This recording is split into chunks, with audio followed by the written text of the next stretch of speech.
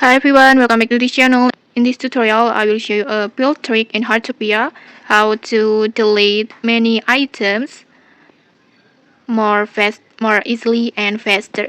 So, like if you want to delete many items or many building materials in Heartopia, you don't need to tap one by one like this, because it will waste the time. So to make it more easier and faster, just simply tap on this icon, this delete icon, this one, and then next just activate the continuous selections until it turns blue like this, and then next just simply delete the items or the part that you want to delete.